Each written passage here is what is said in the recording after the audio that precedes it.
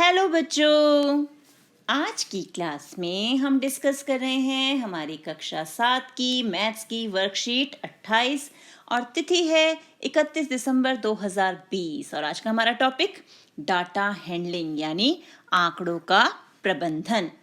तो यहाँ पर हमें दिया हुआ है चित्र किसका, मैथ्स इन मंडला आर्ट यानी मंडला कला में गणित। ये डिज़ाइन तो याद है ना, हमने एक वर्कशीट में पहले भी किया है ये डिज़ाइन। तो आज इसी डिज़ाइन पे हम आंकड़ों का प्रबंधन यानी इन डिज़ाइन से रिलेटेड डाटा को हम कैसे प्रेजेंट करेंगे ये सीखेंगे। तो करें स्टार्ट। तो सबसे पहले हमें यहाँ पर क्या दिया हुआ है, यहाँ हमें एक टेबल दी हुई है, एक सारणी, जिसमें हमें उसे आगे फिल करना है। कैसे?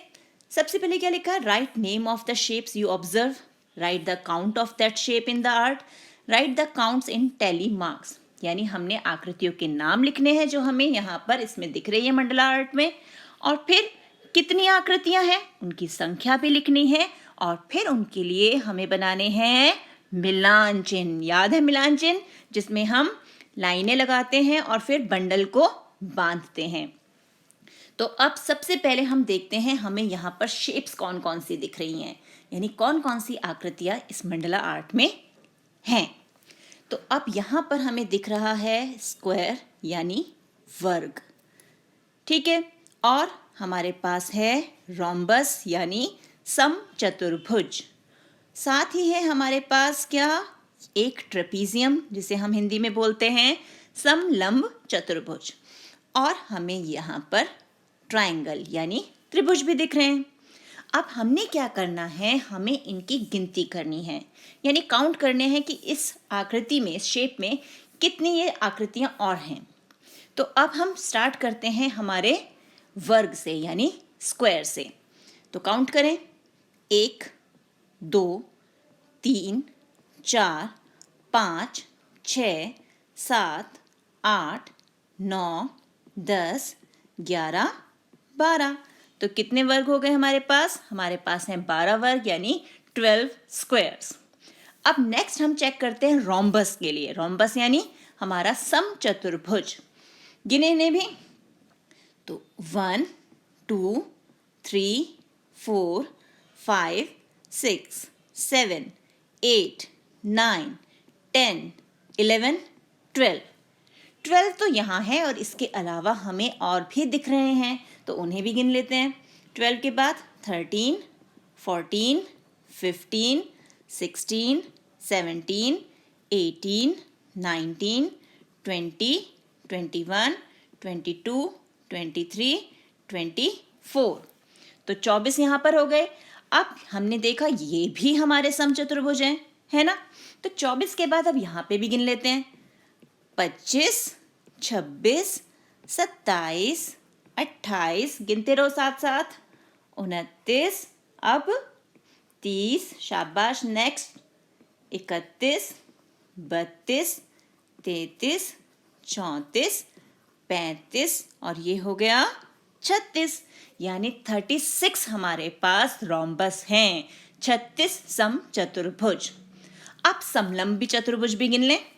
तो यहाँ से स्टार्ट कर देते हैं, ये 1 2 3 4 5 6 7, साथ साथ गिन रहे हो ना, 8 9 10 11 और ये आ गया 12। यानी हमारे जो समलंब चतुर्भुज हैं ट्रेपीजियम, वो हैं 12 यानी 12।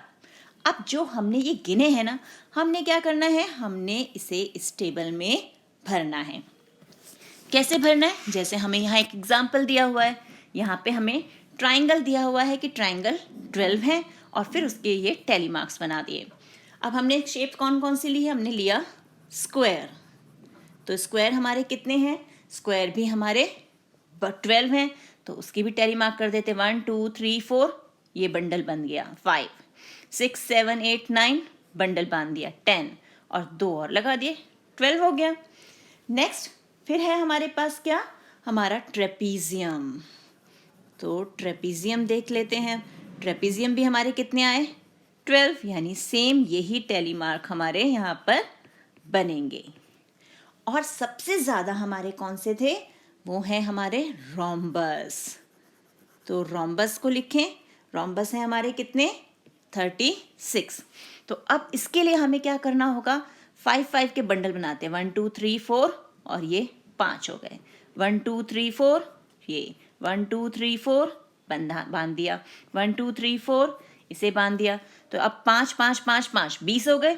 1 2 3 4 25। 1 2 3 4 30। 1 2 3 4 35 और ये हो गया 36, 36 हो गए। अब इसी तरह हमने क्या करना है? हमारे ये टेबल भरनी है। हिंदी में त्रिभुज के लिए हमें दिया हुआ है। हमारी अगली आकृति है वर्ग, जो है 12। तो यानी 1 2 3 4 बंडल बंद, 1 2 3 4 बंडल बंद, 5 5 10 और 2 और लगा दिए, 12 हो गए। फिर अगला हमारा क्या है? समलंब चतुर्भुज, जिसे हम इंग्लिश में क्या बोलते हैं? ट्रेपीजियम। तो समलंब चतुर्भुज भी हमने गिने थे, हमारे हैं 12। यानी 1 2 3 4 5, 1 2 3 4 5, 10 हो गए, 11 12 हो गया। फिर सबसे ज्यादा वाले हमारे कौन से हैं? समचतुर्भुज, यानी हमारे रोम्बस, और वो हैं हमारे 36। तो अब हम 5 5 की टेबल यानी 5 का पहाड़ा पढ़ते जाते हैं। 1 2 3 4 5, फिर 5 दूनी 10, 5 तिया 15, 5 चौक 20, 5 पंजे 25, 5 छिक 30, 5 सत्ते 35 और ये हो गया 36। हो गई ये। अब अगला प्रश्न क्या है? आंकड़ों को आरोही क्रम में लिखो, यानी असेंडिंग ऑर्डर। तो असेंडिंग ऑर्डर का मतलब क्या है? बढ़ते क्रम में, सबसे पहले छोटा, फिर उससे बड़ा, फिर उससे बड़ा, फिर उससे बड़ा। अब हमारे पास यहाँ पर जो असेंडिंग ऑर्डर हम बनाएंगे तो वो क्या बनेगा? जब हम इसे लिखेंगे आरोही क्रम में यानी असेंडिंग ऑर्डर में, तो सबसे पहले आ गया हमारे पास 12 यानी 12, फिर 12, फिर 12 और सबसे बड़ा है हमारा 36 यानी 36। फिर है right the number which appears most, सबसे अधिक बार आने वाली संख्या का नाम लिखना है। कौन सी संख्या सबसे ज्यादा बार आ रही है? तो 12 ही हमारा सबसे ज्यादा बार आ रहा है। तो यहाँ पर इसका उत्तर क्या हो गया? 12, यानी यहाँ पर उत्तर आ गया 12। उस आकृति का नाम लिखो जिसकी संख्या सबसे अधिक है। तो सबसे ज्यादा बार हमारे पास कौन आया है? हमारा 36 वाला नंबर, यानी समचतुर्भुज। तो यहाँ उत्तर आ गया समचतुर्भुज। और उस आकृति का नाम लिखो जिसकी संख्या सबसे कम है। तो सबसे कम तो 3 है हमारे पास, त्रिभुज भी है, वर्ग भी और समलंब त्रिभुज चतुर्भुज भी। तो यहाँ पर हम तीनों का नाम लिख देंगे, त्रिभुज, वर्ग और समलंब चतुर्भुज। ये तीनों ही बराबर बार आए हैं। फिर सारणी में दिए गए आंकड़ों का परिसर यानी रेंज। तो रेंज क्या होता है? सबसे बड़ा नंबर, तो वो है 36, और उसमें सबसे छोटा नंबर यानी 12, उसे हम माइनस कर दें, उत्तर आ गया 24। तो इसी ढंग से हम इसे इंग्लिश वाले में भी करेंगे। Shape whose count is maximum, किसकी ज्यादा है? रोम्बस की। तो यहाँ रोम्बस लिख दिया। Name of the shape whose count is minimum, तो हमने देखा 3 शेप्स हैं हमारी। एक तो हमारा है ट्राइंगल, और देख के बताओ कौन सा है? शाबाश, स्क्वायर और ट्रेपीजियम। तो ये हमारे सबसे कम हैं। फाइंड द रेंज, अभी मैंने बताया रेंज कैसे निकालते हैं, मैक्सिमम नंबर और माइनस मिनिमम नंबर जो हमारा डाटा में हमें दिया हुआ है। तो ये आ गया 24। अब क्या है नेक्स्ट?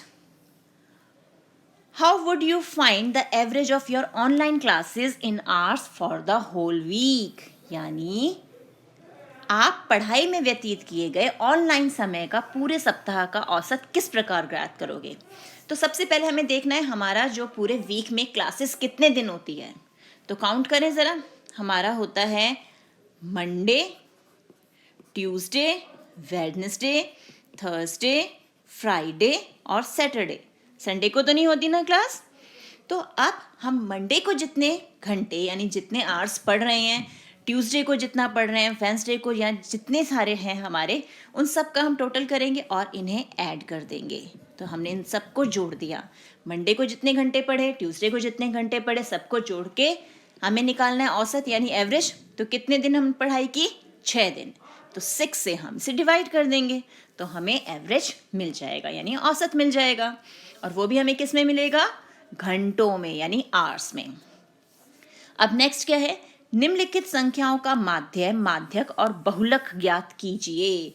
तो हमें यहाँ डाटा दिया हुआ है और हमें क्या क्या निकालना है? माध्य यानी मीन, मीडियन, मोड, माध्य, माध्यक, बहुलक।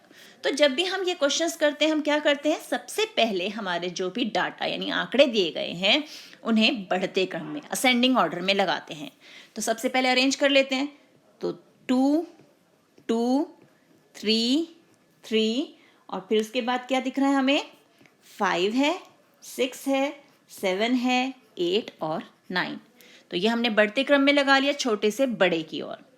अब सबसे पहले निकालना है हमें मीन। मीन यानी माध्य। तो माध्य निकालने के लिए क्या करना होगा?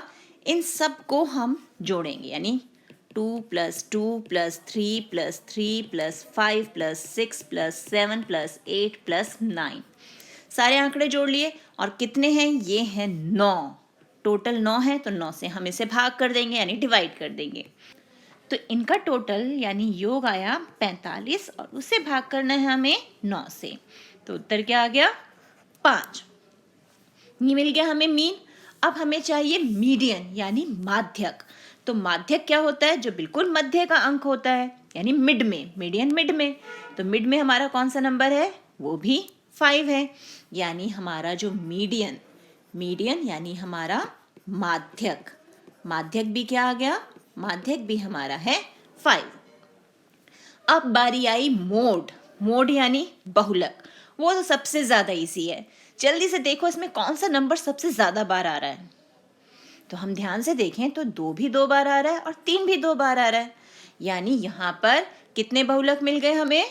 2 बहुलक मिल गए। तो यानी मोड, जो हमारा हिंदी में हम बोलते हैं बहुलक, कौन कौन से हैं? 2 भी है और 3 भी है, 2 and 3। अब आते हैं आगे। Is the mean of the data always from the given data? कि जो हमारा माध्य होता है वो क्या हमेशा आंकड़ों में से एक संख्या होता है? तो हम क्या कहेंगे यहाँ पर? हो भी सकता है और नहीं भी। तो यहाँ पर हम नो लिख देते हैं कि नहीं, अगर हमारा माध्य यहाँ पर 5.3 इस तरह से कुछ आता तो 5.3 हमारे आंकड़ों में तो नहीं है। तो ज़रूरी नहीं कि वो आंकड़ों में से ही एक संख्या हो। आंकड़ों के परिसर या रेंज में वो हो सकता है, लेकिन उसके बिल्कुल वही हो वो ज़रूरी नहीं है। फिर क्या माध्य प्रत्येक प्रेक्षण से छोटा है? कि जो हमारे मीडियन मतलब मीन हमें मिल रहा है, क्या वो हमेशा ऑब्जर्वेशन, जो भी हमारे ऑब्जर्वेशन है उनसे छोटा होता है? नहीं, ज़रूरी नहीं, उससे बड़ा भी हो सकता है। अब जैसे यहाँ पे हमें मिला 5, तो 5 हमारा 2 से बड़ा है, 3 से बड़ा है, तो वो बड़ा भी हो सकता है। Can it be bigger than each of the observation? कि क्या माध्य जो है प्रत्येक आंकड़े से, प्रेक्षण से बड़ा है? नहीं, छोटा भी हो सकता है। जैसे 5 6 से छोटा है, 7 से छोटा है। तो यहाँ भी उत्तर क्या आ गया? नहीं, और ये भी हमारा नहीं था। ठीक है। क्या आंकड़ों के एक समूह में एक से अधिक बहुलक हो सकते हैं? हाँ, अभी हमने देखा हमारे पास 2 बहुलक मिले, हमें 2 भी मिला और 3 भी, यानी यहाँ उत्तर हो गया हाँ। तो इसका आंसर हम लिखेंगे क्या? यस। यहाँ पर उत्तर आ गया yes. Is the median always one of the numbers in the data? कि मीडियन जो है हमारा, क्या वो डाटा में से ही कोई नंबर होता है? यानी क्या माध्यक दिए गए आंकड़ों में से एक संख्या है? हाँ, माध्यक हमारा दिए गए आंकड़ों में से एक संख्या है, क्योंकि 5 ही तो मिला हमें। यहाँ पे क्या मिला? मीडियन, माध्यक 5, और वो भी हमारा एक आंकड़ा है। तो ये हो गया यस। हो गया सॉल्व। तो बस अब हमें इसी टाइप के और क्वेश्चंस की प्रैक्टिस करनी है अपनी एनसीईआरटी बुक से। मिलते हैं एक और वीडियो में, तब तक keep practicing and enjoy maths. और साथ ही साथ आप सभी को हैप्पी न्यू ईयर।